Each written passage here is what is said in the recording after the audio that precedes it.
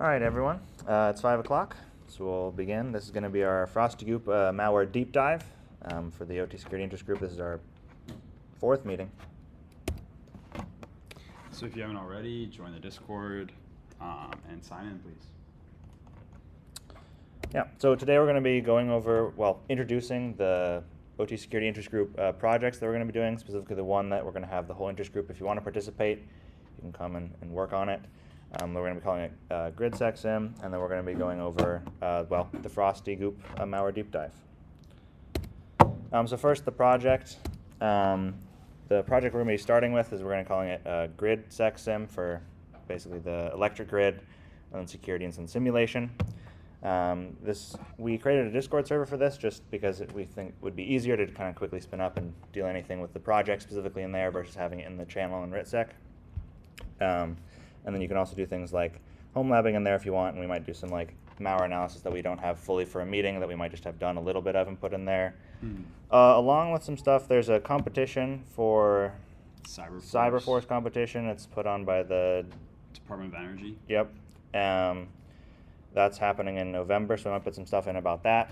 As far as like, if you want to go to that, there was an email about it that they sent out. We responded to that email and told them, hey, we're leading it. If you can give us more information to tell our interest group. I don't think we've heard back from that yet. Not yet, no. So, anyways, so possibly competition stuff in there. Not 100% sure.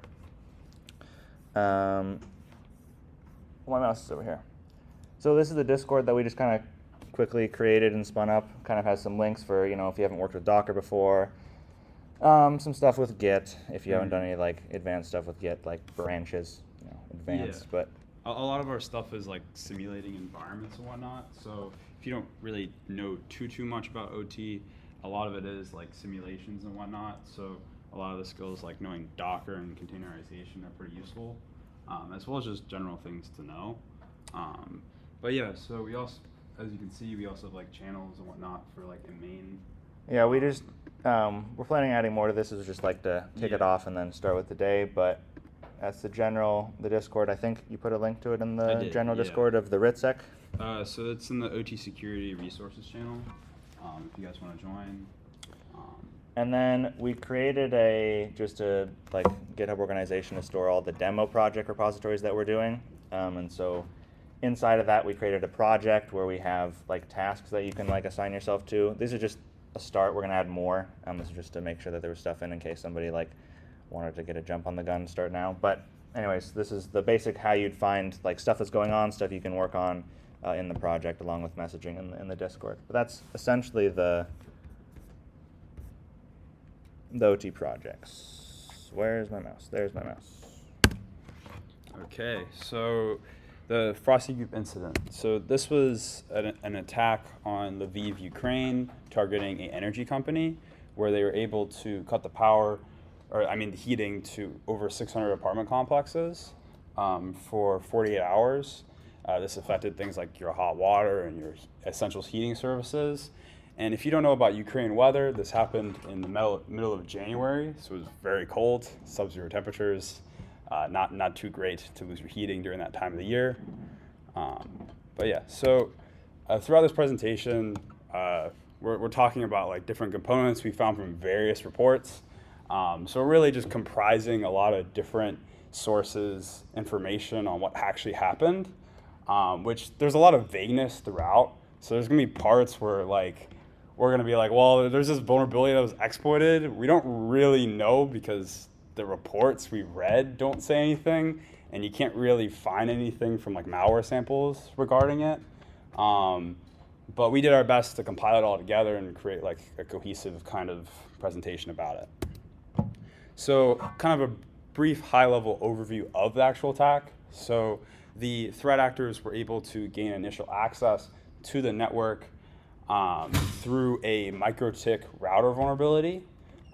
We don't really know the vulnerability in the router that they actually exploited. It's just mentioned in a lot of reports, unknown exploit of microtick router. And this happened 9 months prior to the actual malware execution. And a lot of the big things that caused this were weak segmentation between the IT and OT networks, pretty much allowing the attackers to scan and connect with physical controllers and whatnot that control the heating. And they did a lot of this through living off the land techniques, which in malware is pretty much you use things that are like legitimate commands, but with malicious intent. And one of the things they did was downgrading the actual heat controllers, or like the controllers that were controlling the heat in these apartment complexes. So they downgraded the firmware, and then they turned off the heating. We'll go much deeper into how they did that, but we just kind of wanted to give a brief overview in the beginning. So first, what even is FrostyGoop malware? So this is like a Windows-specific malware targeting the 64-bit architecture, and it was written in Golang, and it used a lot of obscure Go libraries. Like, for example, the Modbus Go library they used was created by some random South African dude who lives in Canada, who was like a software engineer at IBM. I just randomly found that out from OSINT. But a lot of obscure libraries, some legitimate ones, but there's a lot of different reasons why they would use Go. But the three main components for the actual malware, the kind of tool set, as you will, is the mb.exe, which is like the executor, the tasktest.json, which is like the payload, with all the configuration of like the Modbus commands and the target IPs and whatnot. The goencrypt.exe, that was used to encrypt and decrypt the JSON payload. And then another thing to note about FrostyGoop malware is it's very hands-on. You can't really pull off an attack without knowing the specific target, specifics about the actual physical industrial control systems you're targeting. So it's not one of those things where you can just load up with the malware and it just does a lot of things dynamically. It's very static and manual. So this is kind of like a brief operational overview of the flow of the actual FrostyGoop malware. We're kind of gonna go over each aspect of it throughout this presentation. So starting with initial access. So as I mentioned, they gain access to the MikroTik router. Once they had that initial foothold, they set up persistence. So they set up backdoors, remote connections, really just making sure that they could stay on the network for a very long time period. They did active reconnaissance, so scanning IPs, doing a bunch of things to get user credentials, all that kind of jam. So how they actually communicate? So they use the layer 2 tunneling protocol, which is kind of hard to really understand, but basically it's like a VPN tunneling connection. So a lot of the things that they did was over this tunnel connection, and that's how they sent data across. So like that's how they like got their executables and whatnot onto the victim network. And this is actually the connection they used to execute the malware. The regeorge web shell was for persistence and uses a backdoor.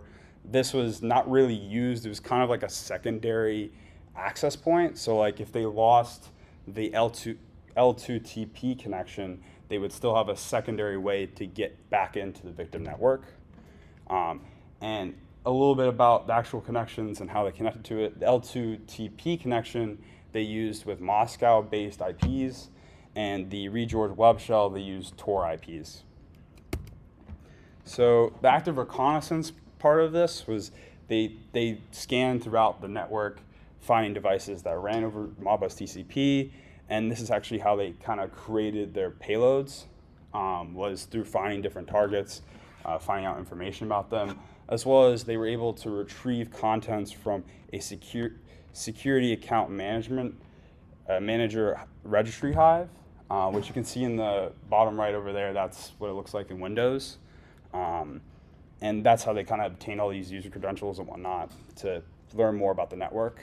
A little thing to note is this is kind of just noted throughout different reports. There's not really much technical details about the active reconnaissance. But yeah, so staging the actual malware. So as I've already kind of mentioned about the JSON, it is very static and it's not done dynamic. you have to know the actual IPs you got from reconnaissance. So having like an IP list, as you can kind of see in the top right. The specific Modbus commands you want to execute with your JSON payload, as well as it supports things like scheduled tasks. So if you wanted to have like a specific time you wanted to begin Modbus TCP commands, or if you wanted to like delay Modbus commands, you can do that through the JSON. And the right side picture is from the Unit 42 report.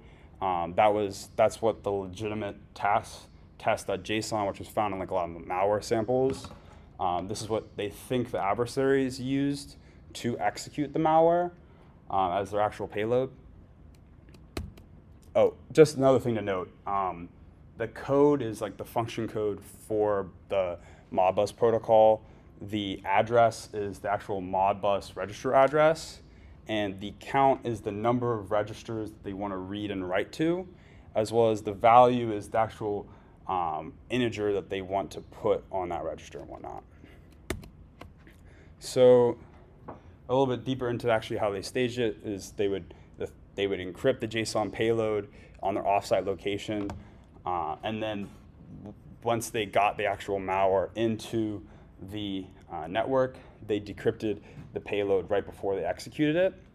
And for their encryptor, they had goencrypt.exe, which used AES-256 CFB encryption, which is a pretty strong symmetric encryption algorithm. So yeah, here is our example JSON payload with just an IP list, the code, the function code, which will be covering the Modbus stuff a little bit later, and the address and some repeating and counting that we're going to be kind of demoing this with. And then we have, I got to build the Go encrypt. Go encrypt. And so if we look at the mouse keeps going away.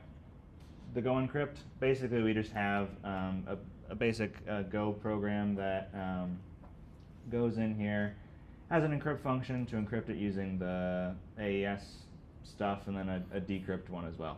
It's not too complicated, but it's just the basic encryption and decryption. Okay, that built. Now I need to do the actual running the executable. Not key, go mod some. Oh. There we go. Go encrypt DXE. We're going to encrypt. I can spell. Calling that encrypt function. And then we're going to pass in the key file, which is just a key file we have in this repository. Up over here. Where is it? Oh, there it is. This is a 32 I mean, it's byte just a simple key. Yeah, to encrypt and decrypt. I love working in a Windows VM. So the key file, and then we're going to pass it in the file testdata.json, and we're going to have it output that to test data dot encrypted. And we can see it successfully built that, and if we look at the new encryption, it's very clearly encrypted. We don't know what the hell this is. So that's the encryption. And so now so this is what the adversaries did. They built the payload, which of course went away. So they built the payload depending on their reconnaissance with the IPs and the specific function codes that they found. Then they encrypted it just like we did. Then they sent it over that layer 2 tunnel, which we're not going to demonstrate. And then once it's sent over there, then they simply ran the go encrypt.exe, and they ran the decrypt. I keep trying to tab. And the key file. But yeah, so they would encrypt it, send it over their wire, and then decrypt it. That way, a lot of the detection programs that you can have, they wouldn't be able to test that it's JSON, it's just some encoded random bits. And so that's the first part of how they staged it. Once they had the decrypted JSON package and the loader, the mb.exe, onto the victim's network. Then they moved on to the actual execution. Yeah, so another high level, wait, the screen. You right. Thank you for looking at that. Yeah, so a high-level overview of the actual execution of the malware. So the mb.exe takes the JSON payload as a command line argument, and then when you execute it, it runs the JSON payload, and it parses it, and then runs. So now let's take a look more into the actual Modbus protocol and to understand the actual commands that the JSON has. Okay. My mouse keeps going away from me. Yeah, so looking back at Modbus, we covered this last week a little bit. We thought it'd be good for a nice refresher. So inside of a Modbus frame, you have the slave address. Forgot about that. Yep. Slave address, which is just in this case, the slave address is going to be the encode controller. And then we have the function code. This is really important because this is actually what kind of tells the Modbus protocol what it's actually going to do. Then you have whatever data is needed for that function call, and then it has some error checks in there. But really, we just need to know the function code and the data are two fields inside of the Modbus protocol. Again, it organizes this data into 4 categories. First are the discrete inputs. This is mapped to the input image table inside of PLCs, so you can actually read from these. Then it also has coils, which is mapped to the output image table. This you can actually read and write to. Then you have the input registers, so this is mapped to the analog input channels, not the digital input channels. So these are like actually stored variables, and these you can only read to. You can't actually write to or edit. And then you have the holding registers, and this is just essentially variables that it's exposing to Modbus. So yeah, some of the function codes that are important to know. We got the read coils, which is aux01 function call. You got the read holding registers, which is aux03. You got write single register, which is aux06, and write multiple registers, which is aux16. These are the only 4 that the adversaries actually needed in order to pull off this attack. So first, they had to downgrade the encode controller's firmware. So they did this by initiating a bootloader mode. And the way they did this is they had to write to a specific register with a magic number.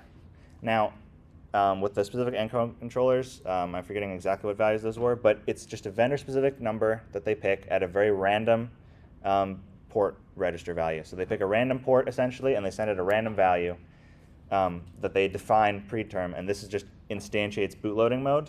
You don't need any authentication or anything like that. You can just send it. If you get the right points, you literally just get into bootloader mode. Then it's now waiting for an updated firmware. So you can send it the data with multiple function call 16 commands. So it's writing a whole bunch of data simultaneously instead of just that one magic number. And that first one is actually function call 6. And so this is loading up the firmware. And then finally, you send again, you write to that same register with the same value to say, hey, I'm done uploading the new firmware. Can you check it? So at first, it does actually have firmware like root of trust to make sure that the firmware is actually valid. So that's why they couldn't just upload whatever they wanted. They had to give it an outdated firmware version. And then after it validates that the firmware is a valid firmware, then it flashes its memory, because all of this was done in normal memory. So then it flashes it, and then it reboots the device. And now it's running on that firmware. The reason why the adversaries actually downgraded the controller's firmware is to sort of like increase the impact of this attack. For example, if all I did was like set a command, just a value to like, hey, turn the heating off, well, then first off, the encode controller, the PLC, on the next scan cycle would just update that, and you would have like no effect basically. Or if you like totally messed up the encode controller with what it was trying to send out, an operator could just go in and literally just click, I want the heat back on. So they downgraded it because this actually mismatched the versions of the HMIs and all those HMIs and SCADAs. They could no longer communicate with the encode controller, so they couldn't send it commands. And also, the older version had less capabilities anyway with the actual communications that you could send to it. So once they downgraded the controller so that the operators were kind of blind and couldn't touch anything that the adversaries were doing, then they actually turned off the heat. Now this took a couple steps. So first they manipulated the sensor input. So they wrote with the function command 6 into the input image table. Due to the lower firmware version, you can actually write into the input image table, unlike in the higher version you can't write into the input image table. Then they altered the control loop set points, again with just an FC6 to the holding registers. So this means, say you're setting your heating system and you want it to stay at like 60 degrees. Well, that's a variable stored inside the Enco controller that's going to compare against its sensor data. So you can literally just update that value, and that's what's inside the holding registers. And so you could change that from, say, we want it to be 60 to be 2 degrees, and then it'd be like, well, I'm reading 58 degrees. That's a lot more than 2 degrees. I'm going to turn off the heating. And then finally, to completely mess it up, they literally just set the outputs in the output image table to be off. So they actually turned off the heating. Now, the reason why they did all three of these, well, technically, one of them would kind of get the job done for the most part if you set it and then couldn't have the operators like fix it. They wanted to do all three just to like guarantee that this was 100% going to get messed up and turn off the heating. And if they did all three, or if they did like a combination of two, they definitely did 2 or more of these. But the reports kind of varied on which, if they did, the manipulating the sensor input and directly communicating with the actuators, or if they just messed up the control loop set points. But they did something with these function calls in order to actually just tell the PLC, or in this case, the PLC is the Enco controllers, to turn off the heating, just over plain text with general commands. So now we're going to actually do that. So we built a, let me get rid of that. Goop.go, this is the actual, our kind of like simple, this is the mb.exe, which loads and parses the JSON file and sends the outputs. I'm not going to get too much into this. This repo will be posted, so if you want to look at how we set this up, you can. But essentially, it just takes in the data point and then sends Modbus commands over the wire to our server, which is going to be the Enco controller. So this Enco controller, we give it an ID, we kind of give it some info, a whole bunch of stuff, make it have a loop, give it some variables for the holding stuff to emulate this Enco controller. So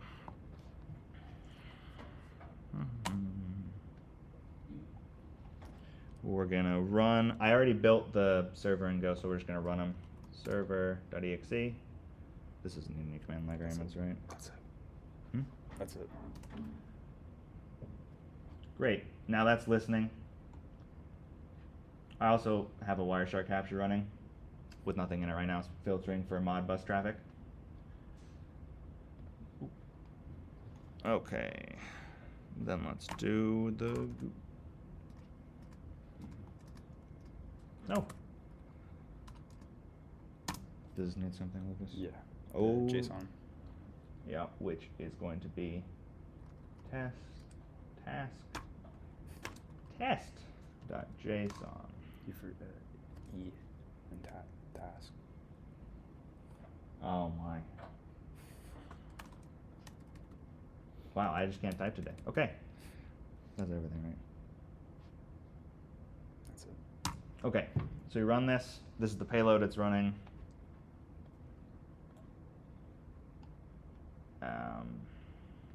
Eventually it should stop here. But essentially this is just outputting, hey, my task is I'm reading the coils, this IP, this address, the register. I'm going to do that to that specific register, and then the results for the count is, here's what the results of the read is. Still going. Look at that, we have some Modbus traffic. So this is reading the coils. If we look at the Modbus traffic, so this first packet, it's a Modbus protocol. It has a query.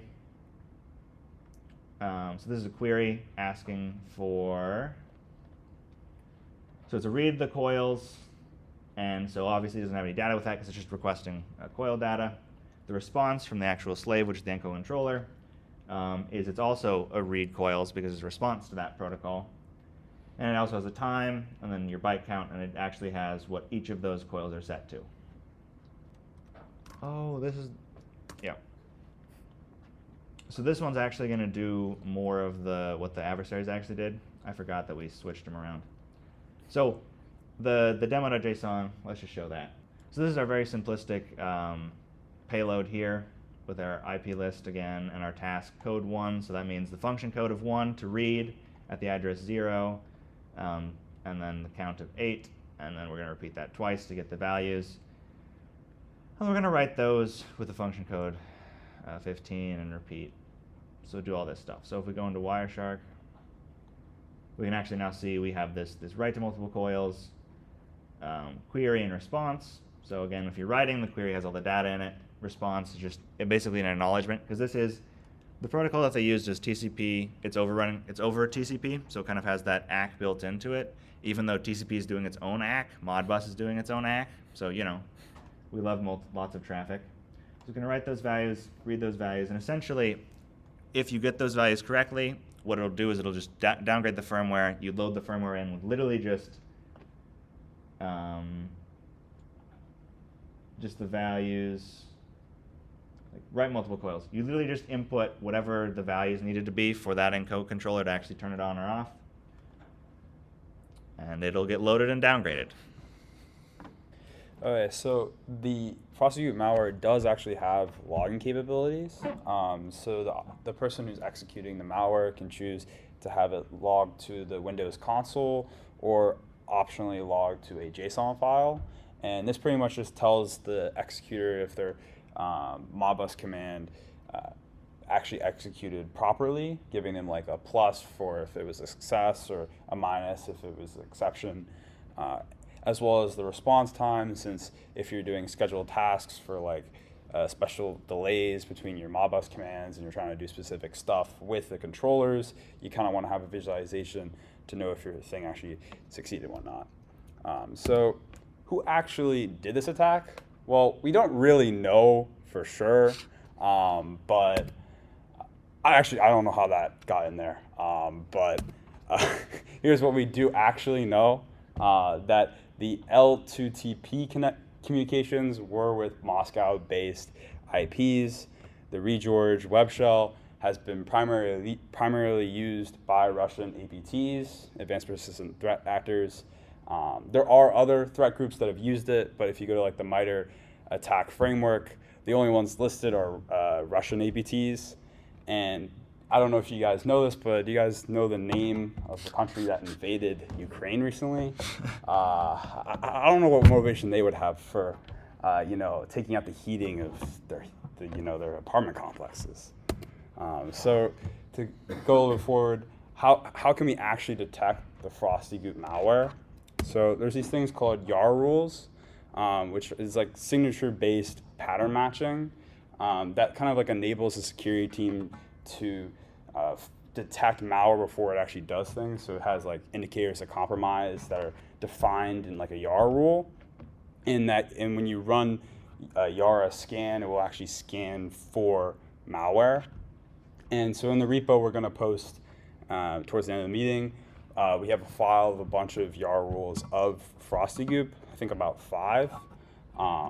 But yeah, without further ado, we're going to show you some Yara rules and how to actually defend against FrostyGoop-like attack. Because inherently, FrostyGoop is living off the land, so what could you really do to defend against this? And the answer to that question is, we don't let them into your network, but once they're in, because it's using Modbus TCP, because the encode controllers literally just allow you to write any value to it, and it just happens to be that one of those values is a specific register, loads it into boot mode, where you can just upload any firmware that's a valid firmware, and then send it whatever values you want. You can't really stop the adversaries from easily doing this. So the only way to do it is kind of like through quick detection. So here's some Yara rules. Do you want to describe them? Describe them? Yeah. So yeah, I mean, this one, you can see like the different strings it's actually looking for. So like the metadata is just like the author and like the names and whatnot and the license is under, but the actual strings, that's what the rule will actually be detecting for. So in this case, it's looking for like input task or like input list, different kind of command line arguments that is used by the malware.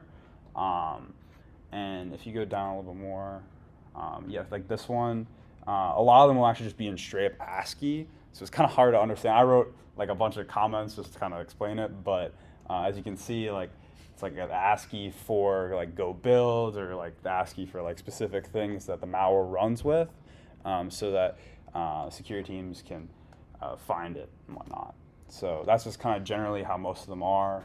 And then the condition is usually like if you find any of them, or if you find like one of them, then like go off and show like that you found what you found and whatnot. We actually have a malware sample of the Frosty Goop. So if we were to run the Yara exe, which is the, I don't know, it's a program that runs the Yara rules against the binary, does all the commands, and we're going to pass it in we have the Yara rules here, and we're going to run that against one of the malware samples, starting with 2, so the 2 malware sample. There's there are different kinds of flags you can pass in with Yara rules, like if you wanted to like recursively search. I don't have through, home. like files and directories. What? I don't have home. This is painful. Oh. But yeah, you can use Yara in a lot of different ways. A lot of like, there's a lot of integrations for other security tools for Yara rules. So like a lot of the malware reports you'll read and whatnot, they'll usually have like at the bottom of like SHA-256 hashes of all the malware samples that they looked at and whatnot, as well as in like the beginning or the end, they'll have like the actual Yara rule that they want to give to their clients and whatnot, so they can detect the malware that they found.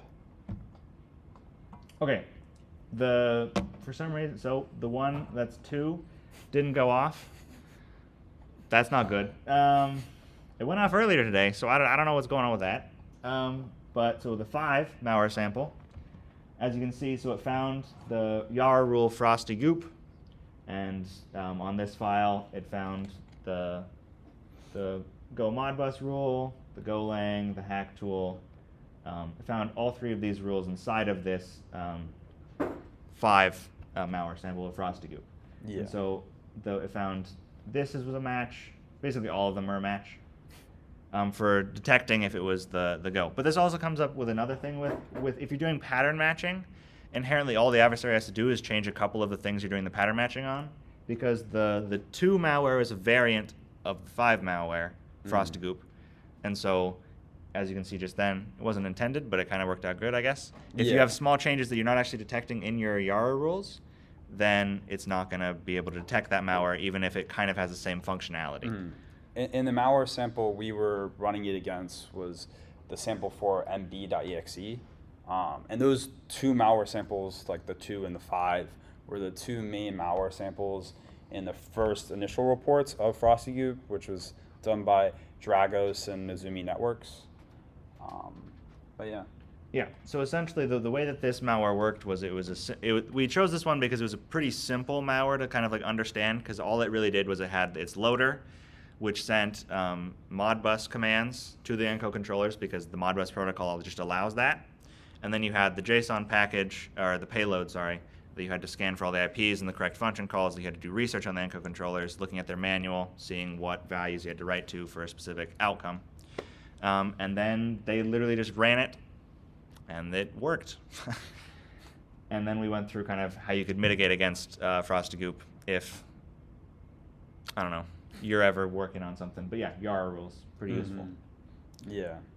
Essentially all we have on the deep dive of the FrostyGoop analysis, it was just that. It was a very simple one. They wrote specific commands over the Modbus protocol using the payloads. Sign in if you haven't already, join the Discord. For our next meeting, we're going to plan on starting our energy series, so like what the heck is the grid? Going through how the energy sector actually operates with the specific controllers they have and some of the vulnerabilities within them. That kind of is in keeping with the fact that the project that we're going to be working on is the grid, so you can kind of learn about what's happening in the grid, and if you want to work on the project, you can also kind of like build the electric grid up, and then we can attack it later on. So questions about this attack? Any clarities that were kind of clashing, anything like that? That's all we have for today. So thanks for coming. Yeah, and if you have any questions about OTSIG projects or anything you want us to show you about the malware, we posted the repo for our analysis in the journal if you want to take a look at it or anything like that. But yeah.